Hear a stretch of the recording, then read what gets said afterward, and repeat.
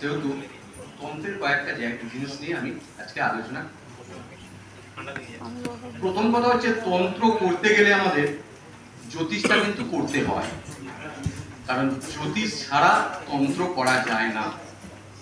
কিন্তু যেই তন্ত্রটা করতে গিয়ে এই ধরনের জ্যোতিষ করাটা নয় যে ওই মাঙ্গলিক দোষ আছে মানে 1 4 7 8 12 মঙ্গল রয়েছে মানেই মাঙ্গলিক নট।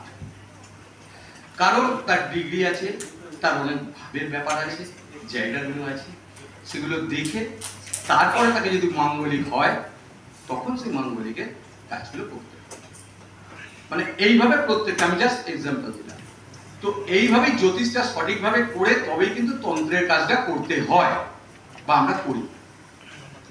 তো সেক্ষেত্রে আজকের দিনে যারা জ্যোতিষে আসছেন স্টুডেন্টদের আমি দেখেছি তারা খুব অ্যাডভান্স, সত্যি তাদেরকে স্যালুট করার মতো। তাদের কিছু কিছু প্রেডিকশন বা কিছু কিছু আলোচনা আমি দেখেছি, সেগুলো আমারও শিখতে হয়। আমি এখনো শিখি, আমি এখনো ছাত্র।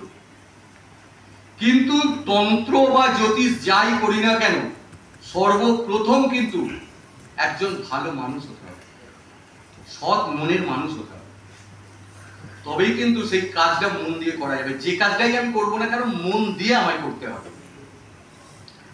আজকে আমি তন্ত্রের কাজ করছি মানে অনেকেই ভাবে যে তন্ত্র খুব সহজ একটা ব্যাপার, কয়েকটা মন্ত্র বলা বা কোথা থেকে একটু মুখস্থ করে নেওয়া বা একটু ইউটিউব দেখে নেওয়া বা কয়েকজনের থেকে এই আলোচনা একটু শুনে নিয়ে কিছু কাঠ ঘি বেলপাতা পুড়িয়ে নিয়ে